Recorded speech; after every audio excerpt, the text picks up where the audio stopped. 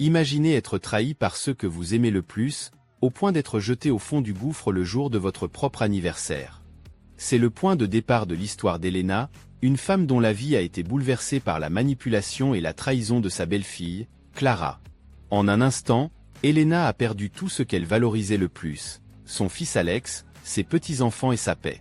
Mais ce qu'elle ne savait pas, c'est que cette tempête de douleur et de désespoir allait déclencher une série d'événements qui révéleraient des secrets sombres et un plan de vengeance effrayant. Maintenant, Elena s'apprête à affronter des défis qui mettront à l'épreuve sa force, sa résilience et sa capacité à pardonner. Vous êtes sur le point de découvrir comment une femme, avec l'aide d'amis loyaux, peut transformer la tragédie en un parcours de justice et de rédemption. Préparez-vous pour une histoire pleine de rebondissements, où la vérité trouve toujours un moyen de prévaloir, peu importe à quel point elle est bien cachée. Restez avec moi pendant que nous dévoilons cette incroyable histoire de dépassement, d'amour et de lutte incessante pour la justice. Et rappelez-vous, parfois, le plus grand acte de courage est simplement de ne pas abandonner. Je peux encore sentir la piqûre de ses mains me poussant au sol, la froideur dans ses yeux alors qu'il me jetait comme un déchet. Voilà à quoi est arrivé mon 57e anniversaire. Mon propre fils me traitant comme si je n'étais rien, comme si je n'avais pas passé ma vie entière à l'aimer, à l'élever, à me sacrifier pour lui. Et maintenant, à cause de cette maudite femme qu'il a épousée, il ne supporte même pas de me voir. Clara. Rien que son nom me fait bouillir le sang. Dès le moment où Alex l'a ramenée à la maison, j'ai su qu'elle poserait des problèmes. La façon dont elle me regardait, comme si je n'étais qu'un obstacle sur son chemin, la façon dont elle chuchotait à l'oreille d'Alex, le retournant contre moi petit à petit. Je lui ai dit de ne pas l'épouser, je l'ai supplié de voir à travers ses manipulations, mais il était aveuglé par la luxure, par l'idée qu'elle l'aimait inconditionnellement. Ah! La seule chose que cette femme aime, c'est elle-même. Et maintenant, à cause d'elle, j'ai tout perdu. Mon fils, mes petits-enfants, la famille à laquelle j'ai consacré ma vie. Jeté de côté comme un déchet d'hier. Alors que je suis assise là, à me lamenter, une voiture s'arrête à côté de moi. La fenêtre se baisse, révélant le visage inquiet de ma meilleure amie, Laura. « Elena, que s'est-il passé? Que fais-tu ici ?» demande-t-elle, sa voix empreinte d'inquiétude. Je parviens à peine à articuler les mots. Alex, il m'a chassée. Il a dit que j'étais folle et que c'était sa maison maintenant. Les yeux de Laura s'écarquillent de choc, puis se plissent de colère. Il a fait quoi? Le jour de ton anniversaire? Oh ma chérie, monte dans la voiture. Tu viens chez moi. Je monte sur le siège passager, mon corps engourdi tandis que Laura conduit. Elle continue de me jeter des coups d'œil, les sourcils froncés. C'est inacceptable, Elena.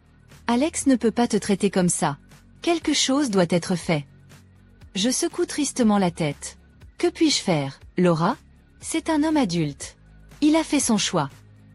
Laura pince les lèvres, un éclat déterminé dans les yeux. Peut-être, mais cela ne signifie pas qu'il peut s'en tirer comme ça. Tu es sa mère, pour l'amour de Dieu. Il est temps qu'Alex et cette femme méchante apprennent qu'il y a des conséquences à leurs actions. Je la regarde, confuse. Que veux-tu dire?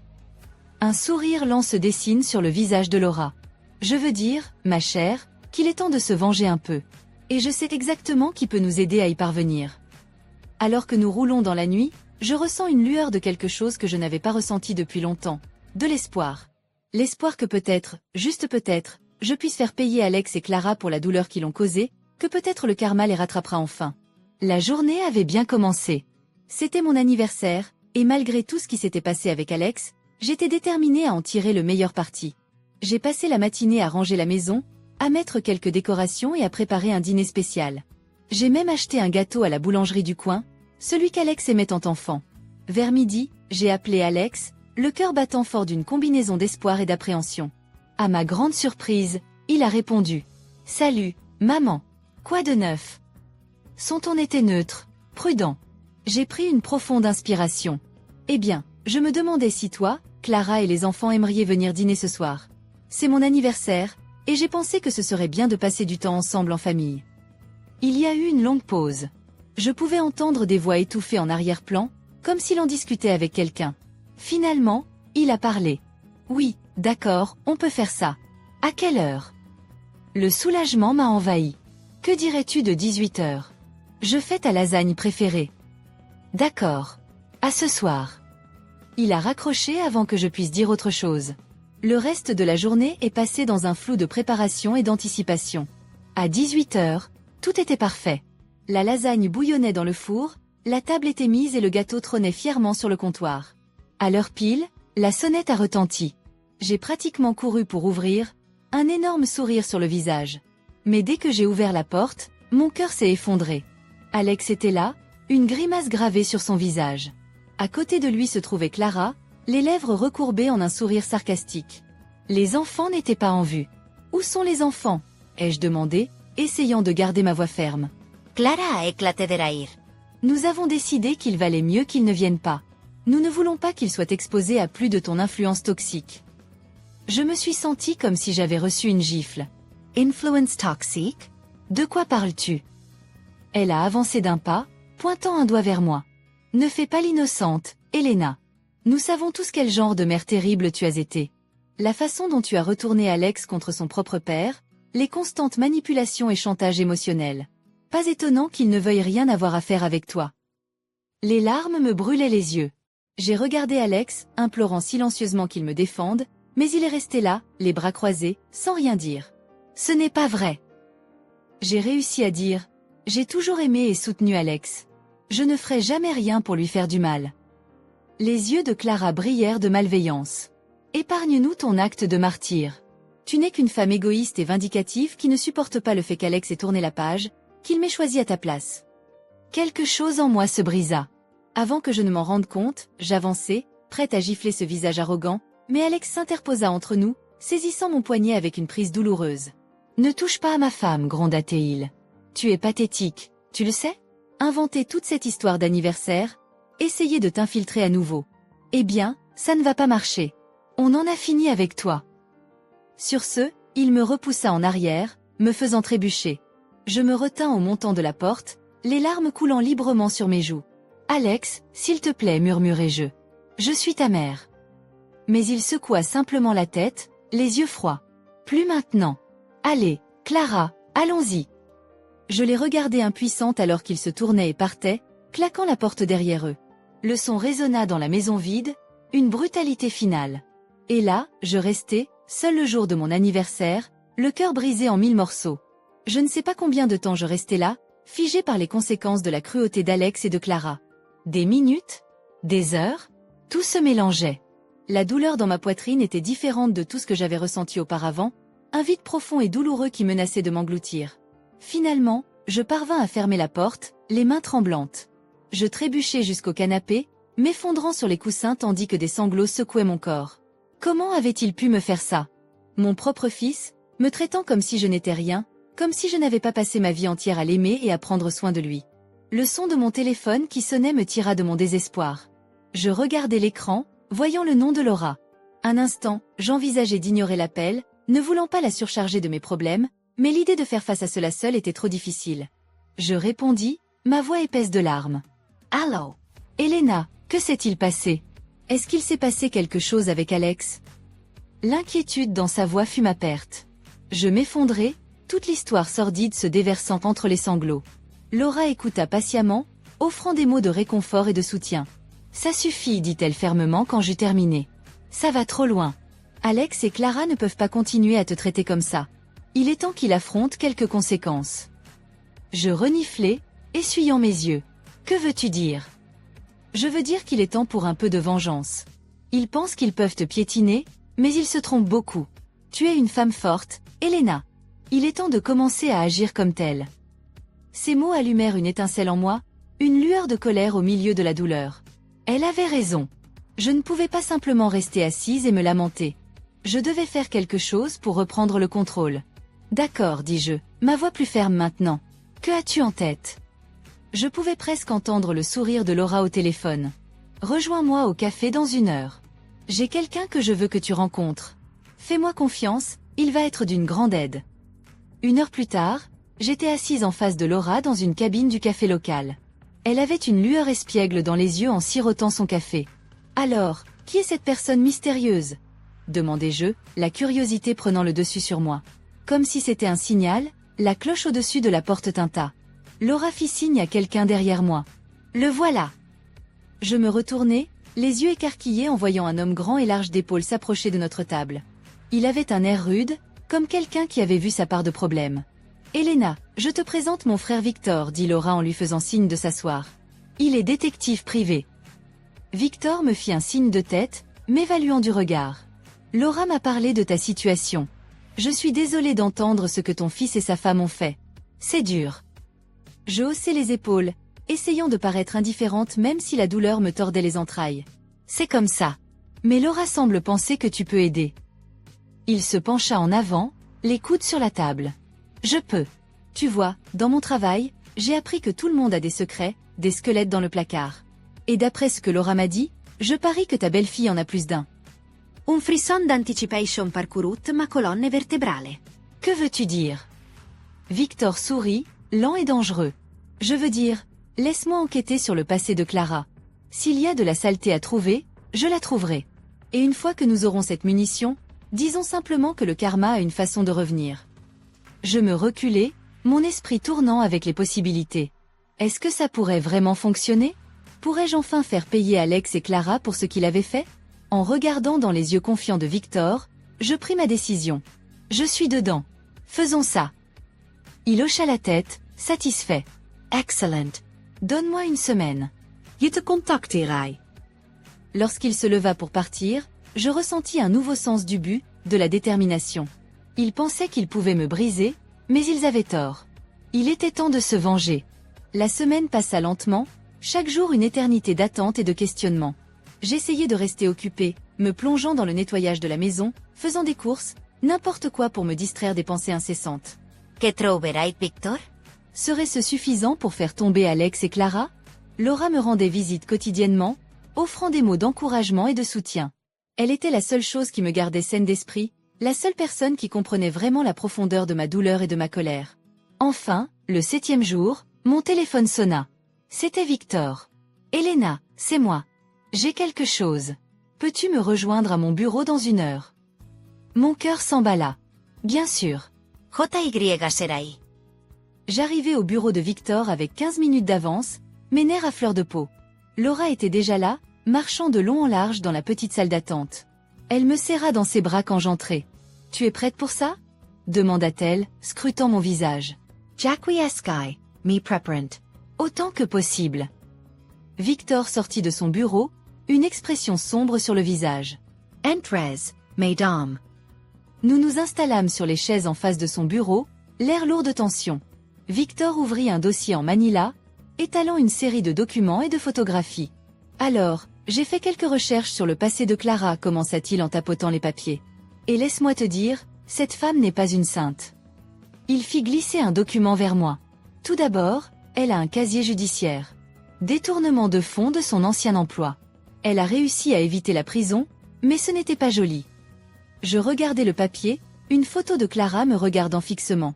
Elle semblait plus jeune, mais ses yeux froids étaient inconfondables. Mais ce n'est pas tout, continua Victor, la voix grave. J'ai aussi découvert qu'elle est une personne d'intérêt dans la mort de son ex-petit ami. Laura eut un hoquet de surprise. Je me sentis comme si on m'avait donné un coup de poing dans le ventre. Que veux-tu dire? J'ai réussi à demander, ma voix tremblante. Victor m'a tendu une coupure de journal. Il y a 2 ans, son ex a été retrouvé mort dans des circonstances mystérieuses.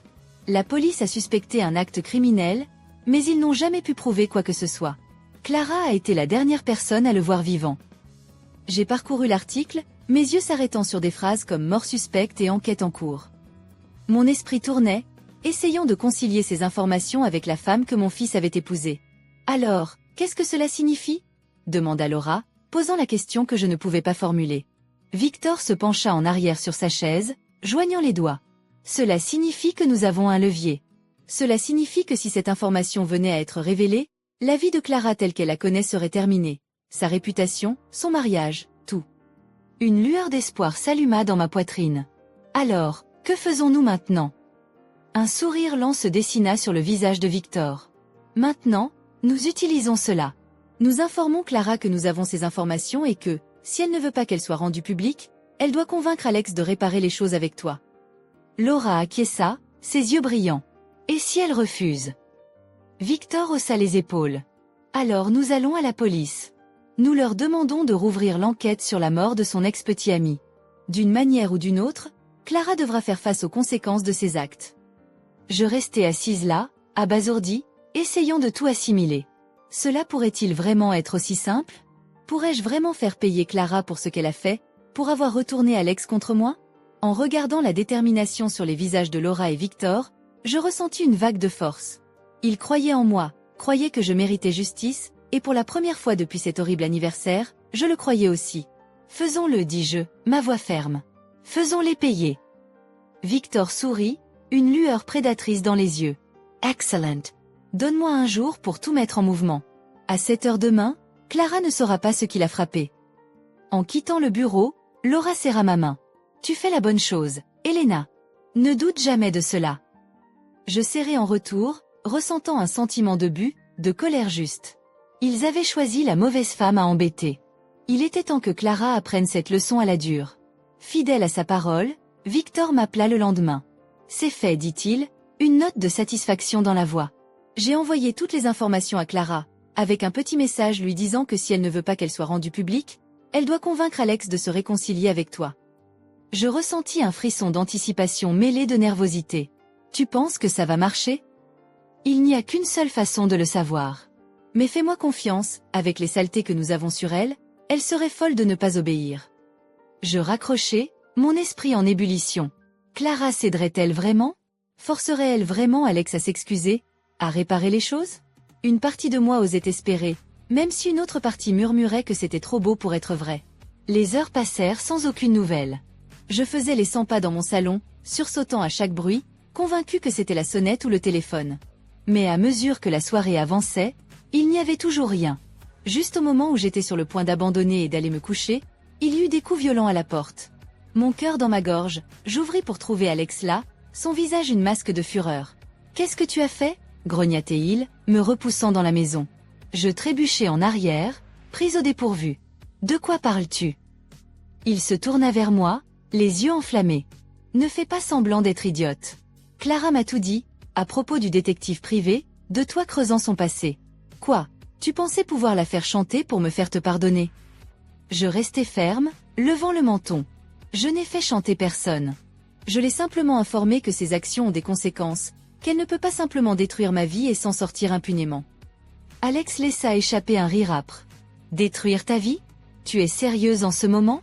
Tu es celle qui essaie de détruire notre mariage, notre famille, d'abord avec tes constantes culpabilisations et manipulations, et maintenant ça. » La colère monta en moi, chaude et brillante.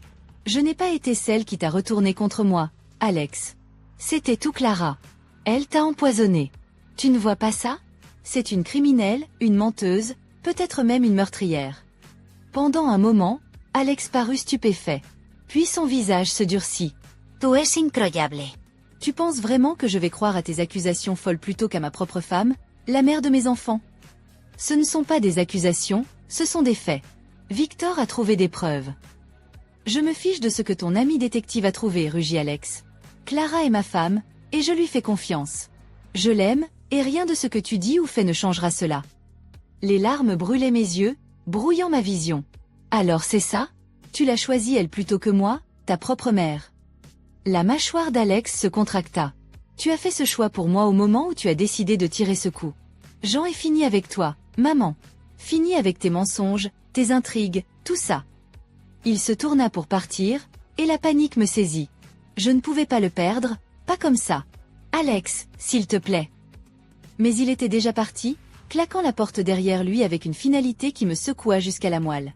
Je m'effondrai au sol, des sanglots déchirant ma gorge. Ce n'était pas censé se passer ainsi. La vérité était censée me libérer, ramener Alex vers moi. Au lieu de cela, elle ne fit que l'éloigner encore plus. À travers mes larmes, j'entendis mon téléphone sonner. C'était Victor. Je répondis, ma voix épaisse et tremblante. « Elena, que s'est-il passé? Ça a marché ?» Un rire amer m'échappa. « Non. Non, ça n'a pas marché. Alex est parti. Il a choisi Clara. » Il y eut une pause, puis Victor parla, son ton déterminé. « Alors passons au plan B. Allons à la police, demandons-leur de rouvrir l'enquête sur la mort de l'ex de Clara. » Je secouai la tête, bien qu'il ne puisse pas me voir. Quel est le but? Cela ne changera rien. Alex a fait son choix. Il ne s'agit plus d'Alex maintenant, dit Victor fermement. Il s'agit de justice, de s'assurer que Clara paie pour ce qu'elle a fait, d'une manière ou d'une autre. Je fermai les yeux, l'épuisement et le chagrin m'envahissant. Pourrais-je vraiment faire ça? Pourrais-je vraiment détruire la femme de mon fils, la mère de mes petits-enfants? Ils m'ont regardé, les yeux écarquillés et incertains. « Grand-mère !» cria ma petite fille. S'ouvrant en un sourire, elle se précipita vers moi, enroulant ses petits bras autour de ma taille. Je la serrai dans mes bras, clignant des yeux pour retenir les larmes soudaines. « Bonjour, ma chérie. » Tu aimes Monk. Mon petit-fils était plus réservé, planant à côté d'Alex. Je me suis agenouillée, ouvrant les bras. « Viens ici, mon garçon. Ça va. » Lentement, il entra dans mon étreinte, son petit corps tremblant. Mon cœur souffrait pour lui, pour eux deux. Alex et Rakla Lagori. Je viendrai les chercher dimanche soir. Si quelque chose se passe, appelle-moi. Je me redressai, rencontrant son regard froidement. Nous irons bien. Profite de ton week-end. D'un dernier signe de tête, il partit, me laissant seul avec les enfants. Je pris une profonde inspiration, forçant un sourire. Qui veut de la pizza pour le dîner? Le week-end passa dans un tourbillon de rires, de jeux et d'histoires. Pendant un moment, j'ai pu oublier le drame et la douleur, perdu dans la simple joie d'être avec mes petits-enfants. Mais trop tôt, ce fut fini. Alex arriva pour récupérer les enfants, son expression prudente alors qu'ils rassemblaient leurs affaires. Ma petite fille tira ma main. « Grand-mère, pouvons-nous rester avec toi bientôt? Nous nous sommes tellement amusés. » Je souris, lissant ses cheveux. « Bien sûr, ma chérie. Quand tu veux. » La mâchoire d'Alex se contracta. « Nous devrions y aller. Dites au revoir, les enfants. » Ils me serrèrent fort dans leurs bras, leur petit visage triste. Je les regardai monter dans la voiture d'Alex, le cœur lourd. Alors qu'ils se préparaient à partir, Alex hésita, se tournant vers moi. « Écoute, maman, à propos de ce qu'ils ont dit. Je ne veux pas que tu te fasses des idées. C'était une chose unique. » Je frissonnai, la colère montant. « Pardon? Tu penses que j'essaie de les monter contre toi? » « Ce ne serait pas la première fois, murmura-t-il. Je vis rouge. « Comment oses-tu? Je n'ai rien fait d'autre qu'aimer et soutenir ces enfants, ce qui est plus que je ne peux dire pour toi et Clara. Tu es tellement pris dans ton propre drame que tu ne vois même pas à quel point ils souffrent. » Le visage d'Alex devint rouge. « Tu n'as aucune idée de ce que nous traversons. Aucune idée du stress, de la pression. Et de qui est-ce la faute? » Je l'interrompis. « Tu as choisi cela, Alex. Tu as choisi Clara et tout le chaos qui l'accompagne. Ne mets pas ça sur moi. » Il me fixa, les yeux durs. « Ce n'est pas fini, maman. Je ne te laisserai pas empoisonner mes enfants contre moi comme tu l'as fait avec papa. » Sur ce, il monta dans la voiture et partit, me laissant tremblante de rage et de douleur. Je restai là, regardant jusqu'à ce que la voiture disparaisse de vue, une détermination froide s'installant en moi. Si Alex voulait jouer dur, alors soit. Jean avait fini d'être gentille. Il était temps de mettre fin à tout cela une fois pour toutes. Le jour du procès de Clara arriva, froid et gris. Je m'habillai avec soin, choisissant un costume noir sobre qui dégageait une autorité silencieuse. Laura vint me chercher, le visage déterminé. « Tu es prête pour ça ?» demanda-t-elle alors que nous nous rendions au tribunal. J'acquiesçai, la mâchoire serrée. « Je suis prête depuis longtemps. » Nous avons rencontré Victor sur les marches, son expression sérieuse. « J'ai une surprise pour toi, dit-il en nous conduisant à l'intérieur. J'ai retrouvé la famille de John Muller.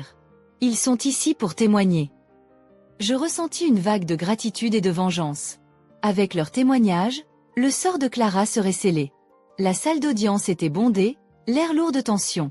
Je pris place derrière la table du procureur, le cœur battant alors que Clara était amenée, les poignets et les chevilles menottées. Elle semblait pâle et émaciée, mais ses yeux brillaient encore de malice lorsqu'ils rencontrèrent les miens. Alex était assis rigidement à côté d'elle, le visage une masque d'émotions conflictuelles. Je détournai le regard, me concentrant sur le juge alors qu'il appelait la cour à l'ordre. Le procès fut une épreuve émotionnelle exténuante. Le procureur exposa les preuves contre Clara en détails accablants, peignant le portrait d'une femme cruelle et calculatrice qui ne reculerait devant rien pour obtenir ce qu'elle voulait. Mais ce fut le témoignage de la famille de John Muller qui scella vraiment son sort. Sa mère, une femme frêle aux cheveux d'argent, parla du cœur généreux de son fils, de son avenir brillant interrompu. Sa sœur pleura en racontant le comportement contrôlant et abusif de Clara, comment elle avait isolé John de ses proches. Pendant tout ce temps, Clara resta impassible, les yeux froids et vides. Alex devint de plus en plus agité, le genou tremblant, les mains serrées en poing. Enfin, ce fut l'heure du verdict. Le jury revint, les visages sombres. Le président du jury se leva, se raclant la gorge.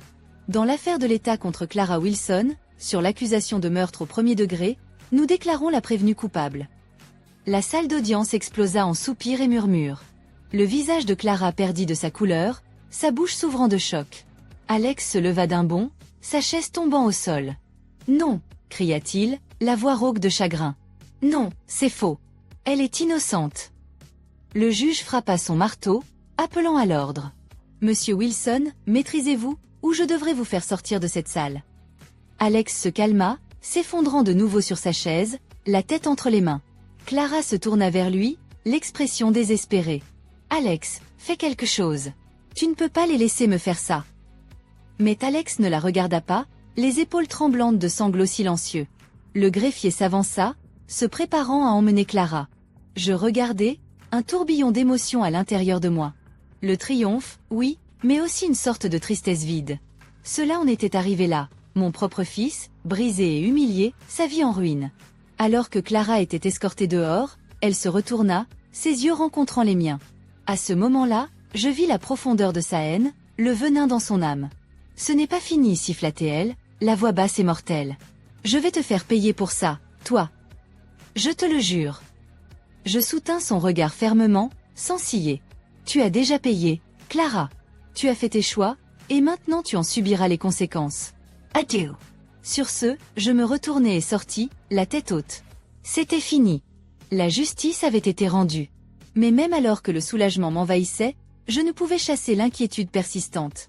Le visage angoissé d'Alex me hantait, la dévastation dans ses yeux. Avais-je été trop loin? Ma quête de vengeance m'avait-elle aveuglé aux dommages collatéraux? Je secouai la tête, repoussant les doutes. Non. Alex avait fait son choix, et maintenant il devait en assumer les conséquences. Il avait choisi Clara, choisi de me tourner le dos. Maintenant, il devait vivre avec les conséquences. Je sortis dans la journée froide et grise, resserrant mon manteau autour de moi. Il était temps d'aller de l'avant, de construire une nouvelle vie pour moi-même.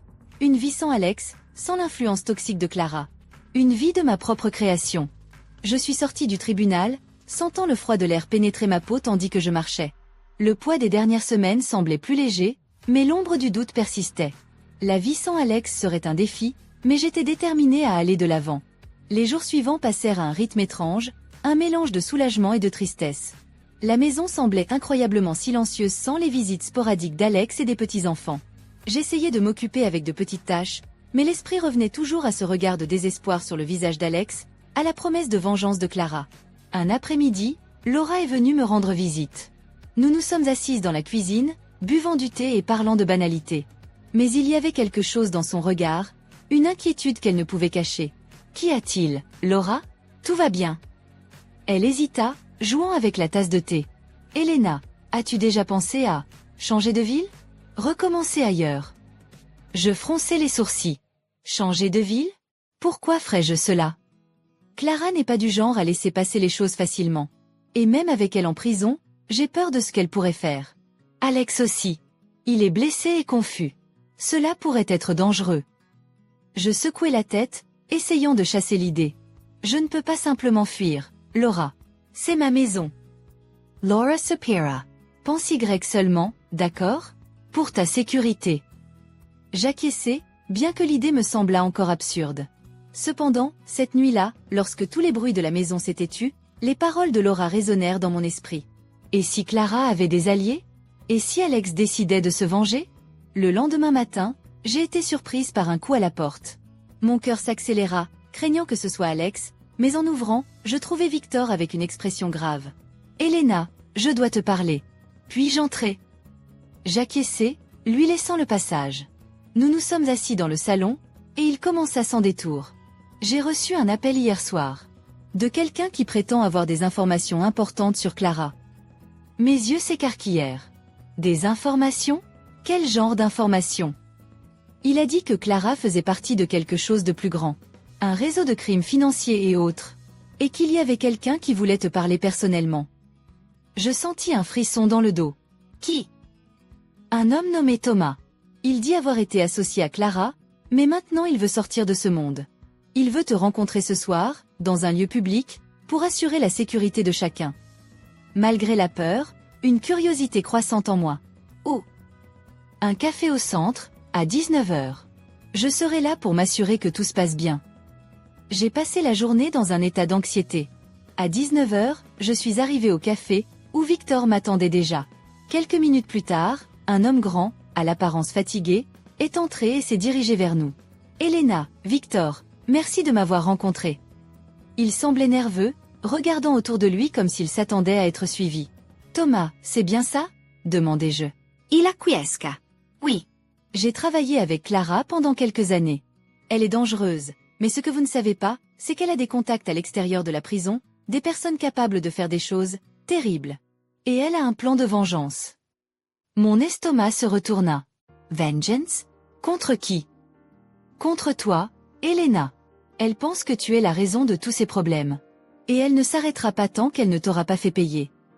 Victor fronça les sourcils. Que sais-tu de ce plan? Thomas prit une profonde inspiration. Elle a un homme dehors, quelqu'un en qui elle a une confiance aveugle.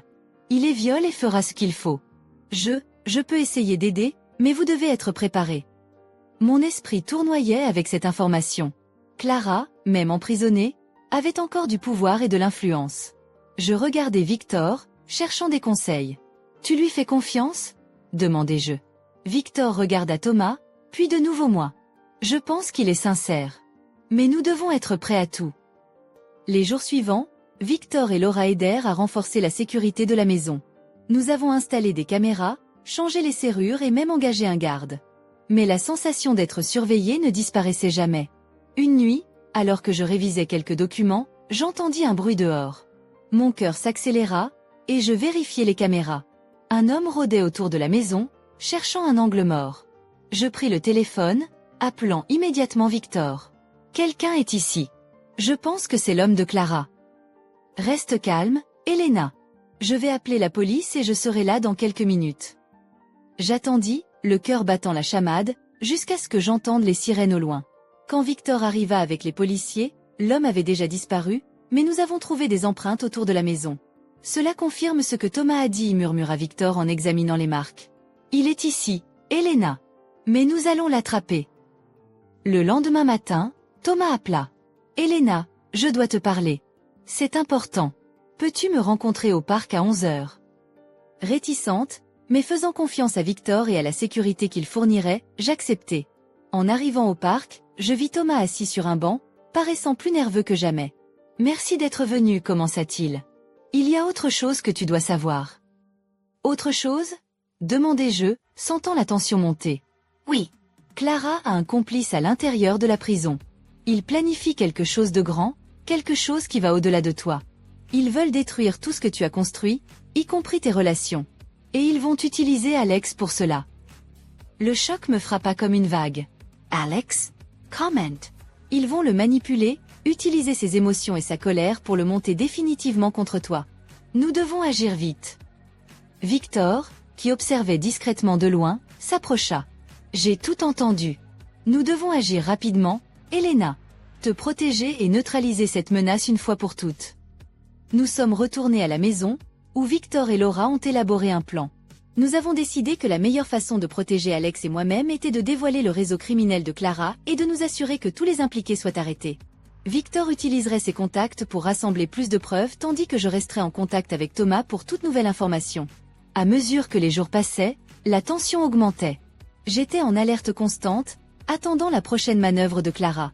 Finalement, Victor a obtenu les preuves nécessaires. Nous avons tout rassemblé et remis à la police, qui a lancé une opération pour démanteler le réseau criminel.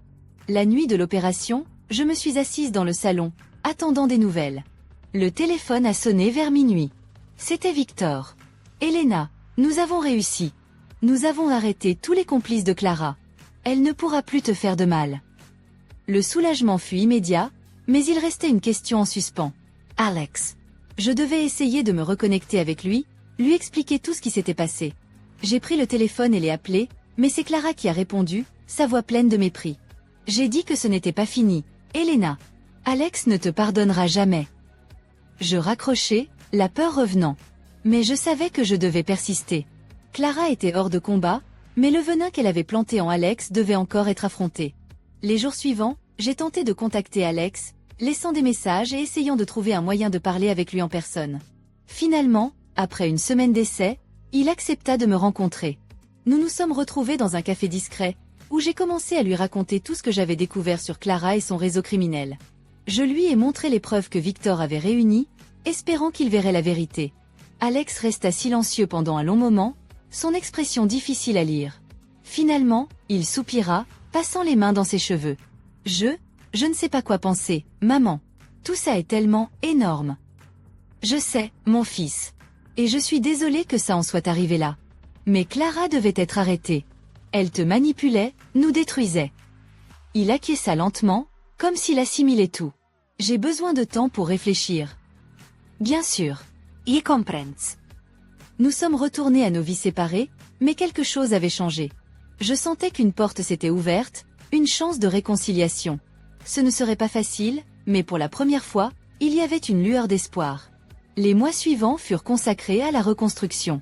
J'ai continué à rester en contact avec Alex, essayant de réparer notre relation.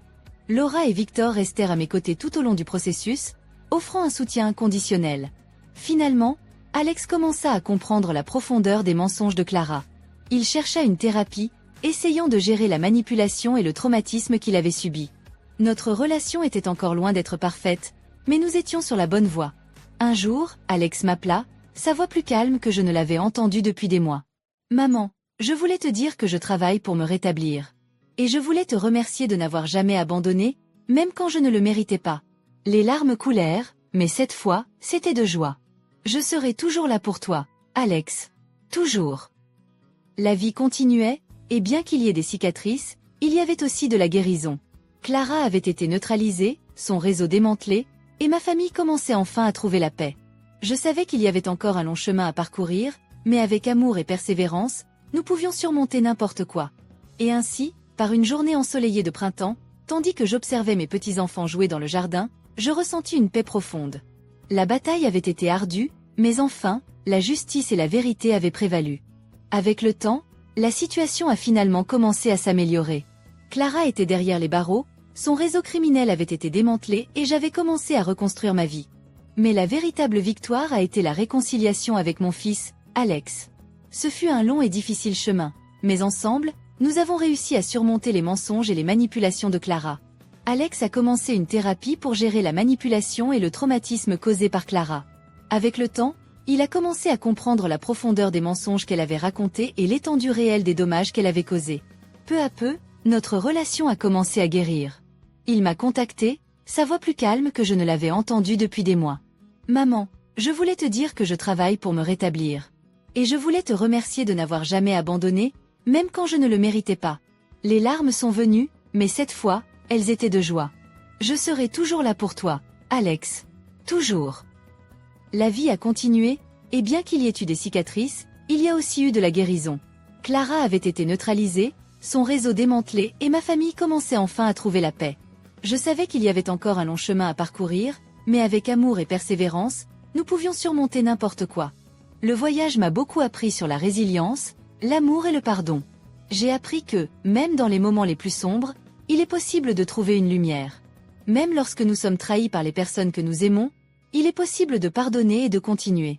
Et, par-dessus tout, j'ai appris que la vérité prévaut toujours, peu importe combien les mensonges tentent de la cacher. Et maintenant, je veux partager ces leçons avec vous. Je veux que vous sachiez que, peu importe la difficulté de la situation, vous pouvez surmonter. Je veux que vous voyiez que le véritable amour est inébranlable et que, même lorsque tout semble perdu, il y a toujours de l'espoir. Si vous avez aimé cette histoire et que vous voulez voir plus de contenu comme celui-ci, n'oubliez pas de liker cette vidéo et de vous abonner à la chaîne Histoire de la vie. Votre soutien est très important pour nous et nous motive à continuer de partager des histoires vraies et émouvantes qui inspirent et touchent le cœur. Et maintenant, je veux parler de quelque chose d'encore plus important. Tout au long de ce voyage, quelque chose qui m'a maintenu ferme a été ma foi.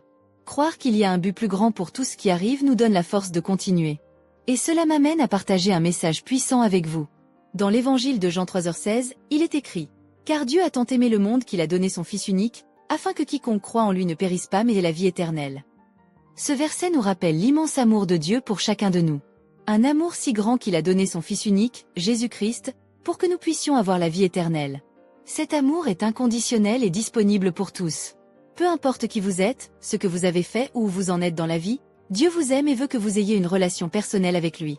Il nous offre le pardon, la rédemption et une nouvelle vie à travers Jésus-Christ. Si vous n'avez pas encore accepté Jésus-Christ comme votre sauveur, je veux vous encourager à le faire aujourd'hui. Accepter Jésus est la meilleure décision que vous pouvez prendre. C'est reconnaître que vous avez besoin de Dieu dans votre vie, demander pardon pour vos péchés et faire confiance à Jésus comme votre sauveur et Seigneur. Voici une prière simple que vous pouvez faire pour accepter Jésus dans votre cœur. Seigneur Jésus, je reconnais que je suis un pécheur et que j'ai besoin de ton pardon. Je crois que tu es mort sur la croix pour mes péchés et que tu es ressuscité pour me donner la vie éternelle. Je te reçois comme mon sauveur et Seigneur. Guide ma vie et aide-moi à faire ta volonté. Au nom de Jésus, Amen.